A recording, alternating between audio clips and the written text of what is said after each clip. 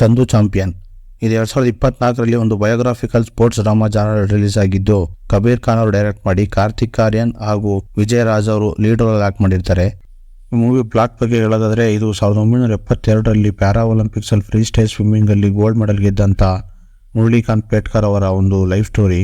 Movie ಹೇಗೆ start ಆಗುತ್ತೆ ಅಂತಂದ್ರೆ, 2017ರಲ್ಲಿ ಒಬ್ಬ ವಯಸ್ಸಾಗಿರೋರು ಪೊಲೀಸ್ ಸ್ಟೇಷನ್ ಹೋಗಿ 1972ರಿಂದ ಇಲ್ಲಿವರೆಗೂ ಇರೋ ಎಲ್ಲಾ ಪ್ರೆಸಿಡೆಂಟ್ ಆಫ್ ಇಂಡಿಯಾ ಮೇಲೆ ಕಂಪ್ಲೇಂಟ್ ಕೊಡ್ತೀನಿ ಅಂತ ಕೇಳಿದಾಗ, ಅವರು ನನಗೆ ಅರ್ಜುನ್ ಅವಾರ್ಡ್ ಬರ್ಬೇಕಿತ್ತು, ನನಗೆ ಇದುವರೆಗೂ ಅದನ್ನ ಗೌರ್ಮೆಂಟ್ ಆಫ್ ಇಂಡಿಯಾ ನನಗೆ ಕೊಟ್ಟೇ ಇಲ್ಲ ಅಂತ ಕೇಳ್ತಾರೆ ಪೊಲೀಸ್ ಸ್ಟೇಷನ್. ಅದಕ್ಕೆ ನೀ ಅರ್ಜುನ್ ಅವಾರ್ಡ್ ಅಂತಂದ್ರೆ ಏನ್ ಅನ್ಕೊಂಡಿದೀರಿ ಅಂತ ನಿನ್ ಲೈಫ್ ಅಲ್ಲಿ ಏನಪ್ಪಾ ದಬಾಕ್ಬಿಟ್ಟೆ ಅಂತ ಕೇಳಿದಾಗ, ಅವರು ತನ್ನ ಲೈಫ್ ಸ್ಟೋರಿನ ಹೇಳಕ್ ಸ್ಟಾರ್ಟ್ ಮಾಡ್ತಾರೆ. ನಿಜವಾಗ್ಲೂ ಒಬ್ಬ ಮನುಷ್ಯ ಚಿಕ್ಕ ವಯಸ್ಸಿನಲ್ಲಿ ನಾನು ಇದೇ ಆಗ್ಬೇಕು ಅಂತ ಒಂದ್ಸಲ ಡಿಸೈಡ್ ಮಾಡಿದ್ರೆ ಅವ್ರ ಕೈಲಿ ಏನೇನ್ ಮಾಡಕ್ ಸಾಧ್ಯ ಅನ್ಬಿಟ್ಟು ಈ ಫಿಲಮ್ ಅಲ್ಲಿ ಸಖತ್ತಾಗಿ ತೋರಿಸಿದ್ದಾರೆ. ಎಲ್ರು ನೋಡ್ಲೇಬೇಕಾದಂತ ಮೂವಿ. ಯಾಕಂತಂದ್ರೆ ಮುರಳೀಕಾಂತ್ ಪೇಟ್ಕರ್ ಅವರು ಫ್ರೀ ಸ್ಟೈಲ್ ಸ್ವಿಮ್ಮಿಂಗ್ ಅಲ್ಲಿ ಗೋಲ್ಡ್ ಮೆಡಲ್ ಗೆದ್ದಿರ್ಬೋದು, ಆದ್ರೆ ಅವ್ರು ತನ್ನ ಚಿಕ್ಕ ವಯಸ್ಸಲ್ಲಿ ನಾನೊಬ್ಬ ರೆಸ್ಲರ್ ಆಗ್ಬೇಕು ಅಂದ್ಬಿಟ್ಟು ತುಂಬಾ ಆಸೆ ಇಟ್ಟಿರ್ತಾರೆ. ಆದ್ರೆ ಅದನ್ನ ಅವ್ರು ಹೇಗ್ ಅಚೀವ್ ಮಾಡ್ಬೇಕು ಅಂದ್ಬಿಟ್ಟು ಅವ್ರ ಲೈಫ್ ಅಲ್ಲಿ ಬಂದಂತ ಫ್ರೆಂಡ್ಸ್ ಆಗಿರ್ಲಿ, ಅವ್ರ ಕೋಚ್ ಆಗಿರ್ಲಿ, ಅವ್ರ ಒಂದು ಡ್ರೀಮ್ ನ ಹೇಗೆಲ್ಲ ಸಪೋರ್ಟ್ ಮಾಡ್ತಾರೆ, ಅವ್ರ ಸಪೋರ್ಟಿವ್ ಇಂದ ಇವ್ರು ಏನೆಲ್ಲ ಅಚೀವ್ ಮಾಡ್ತಾರೆ ಅನ್ಬಿಟ್ಟು ಸಖತ್ತಾಗಿ ತೋರಿಸಿದ್ದಾರೆ. ಒಬ್ಬ ಸಣ್ಣ ವಯಸ್ಸಲ್ಲಿ ತಾನೊಬ್ಬ ರೆಸ್ಲರ್ ಆಗ್ಬೇಕು ಅಂತ ಆಸೆ ಪಟ್ಟವರು ತನ್ನ ಲೈಫ್ ಅಲ್ಲಿ ನಡೆದಂತ ಒಂದೊಂದು ಇನ್ಸಿಡೆಂಟ್ಸ್ ಗಳಿಂದ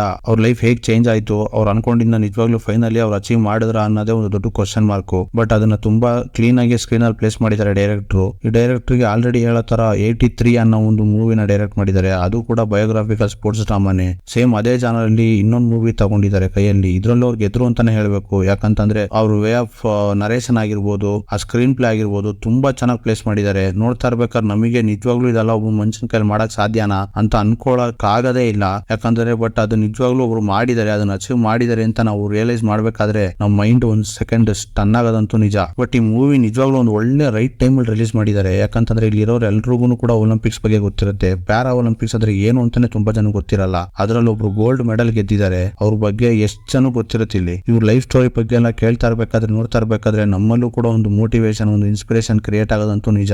ಇದು ಎಲ್ಲರೂ ನೋಡ್ಲೇಬೇಕಾದಂತಹ ಮೂವಿ. ಈ ಮೂವಿಯ ದೊಡ್ಡ ಬ್ಯಾಕ್ ಬೋನ್ ಅಂತಂದ್ರೆ ಇದು ಕಾರ್ತಿಕ್ ಆರ್ಯನ್ ಅವರ ಆಕ್ಟಿಂಗ್. ಯಾಕಂದ್ರೆ ಅವ್ರ ಸ್ಕ್ರೀನ್ ಅಲ್ಲಿ ಬರೋ ಒಂದೊಂದು ಸೀನ್ ಗಳು ಕೂಡ ಆಗಿರ್ಲಿ, ಮುರಳೀಕಾಂತ್ ಪೇಟ್ಕರ್ ಅವರೇ ನಿಜವಾಗ್ಲೂ ಆಕ್ಟಿಂಗ್ ಮಾಡ್ಸಿರೇನೋ ಅನ್ಬೇಕು. ಆ ರೇಂಜಿಗೆ ಸ್ಕ್ರೀನ್ ಅಲ್ಲಿ ಆ ಒಂದು ರೋಲ್ ನ ಮನ್ಸಿಗೆ ತಗೊಂಡು ಸಖತ್ತಾಗಿ ಆಕ್ಟ್ ಮಾಡಿದ್ದಾರೆ. ಅದೇ ರೀತಿ ಪ್ರೀತಮ್ ಅವರ ಸಾಂಗ್ಸ್ ಆಗಿರ್ಲಿ, ಜೂಲಿಯಸ್ ಪ್ಯಾಕಮ್ ಅವರ ಒಂದು ಬ್ಯಾಕ್ ಗ್ರೌಂಡ್ ಸ್ಕೋರ್ ಆಗಿರ್ಲಿ, ಈ ಮೂವಿಗೆ ಒಂದು ದೊಡ್ಡ ಬ್ಯಾಕ್ ಬೋನ್ ಅಂತಾನೆ ಹೇಳ್ಬೇಕು. ಯಾಕಂತಂದ್ರೆ ಆ ಸ್ಕ್ರೀನ್ ಅಲ್ಲಿ ಬರೋ ಒಂದೊಂದು ಸೀನ್ ಅಲ್ಲಿ ಆ ಒಂದೊಂದು ಲೈಫ್ ಇನ್ಸಿಡೆಂಟ್ಸ್ ಆಗಿರ್ಬೋದು, ಒಂದು ಹಾರ್ಟ್ ಟಚಿಂಗ್ ಸೀನ್ಸ್ ಆಗಿರ್ಬೋದು, ಅದಕ್ಕೆ ಒಂದು ತಕ್ಕಂತ ಕ್ಲಿಯರ್ ಆಗಿ ಒಂದು ಬ್ಯಾಕ್ ಗ್ರೌಂಡ್ ಸ್ಕೋರ್ ಕೊಟ್ಟು ಆ ಸೀನ್ಸ್ ತುಂಬಾ ಕ್ಲೋಸ್ ಆಗಿ ನಮ್ಗೆ ಟಚ್ ಆಗುತ್ತೆ. ಈ ಮೂವಿ ಬಗ್ಗೆ ನೆಗೆಟಿವ್ಸ್ ಅಂತ ಹೇಳೋ ತರ ಏನೂನೇ ಇಲ್ಲ. ಎಲ್ರು ಫ್ಯಾಮಿಲಿ ಸಮೇತ ಒಂದು ಕುತ್ಕೊಂಡು ನೋಡ್ಬೇಕಾದಂತಹ ಒಂದು ಬೆಸ್ಟ್ ಮೂವಿ. ನೋಡ್ತಾ ಇರ್ಬೇಕಾದ್ರೆ ನಮ್ಮಲ್ಲೂ ಕೂಡ ನಾವೇ ಅನ್ಕೋಬೇಕು, ನಾವು ಮಾಡಕ್ ಸಾಧ್ಯ, ಒಂದು ಮಕ್ಕಳಲ್ಲಿ ಒಂದು ಅವ್ರ ಆಸೆನ ಹೇಗೆಲ್ಲ ನೆರವೇರಿಸಬಹುದು, ಒಬ್ರು ರೈಟ್ ಗೈಡೆನ್ಸ್ ಇದ್ರೆ ಅವರು ಏನೆಲ್ಲ ಅಚೀವ್ ಮಾಡಬಹುದು ಅಂದ್ಬಿಟ್ಟು ತುಂಬಾ ಚೆನ್ನಾಗಿ ತೋರಿಸಿದ್ದಾರೆ. ಎಲ್ರು ನೋಡಿ ಎಂಜಾಯ್ ಮಾಡಿ. ನೆಕ್ಸ್ಟ್ ವಿಡಿಯೋದಲ್ಲಿ ಬೇರೆ ಮೂವಿ ಬಗ್ಗೆ ರಿವ್ಯೂ ಮಾಡಿ ಸಿಗ್ತೀನಿ.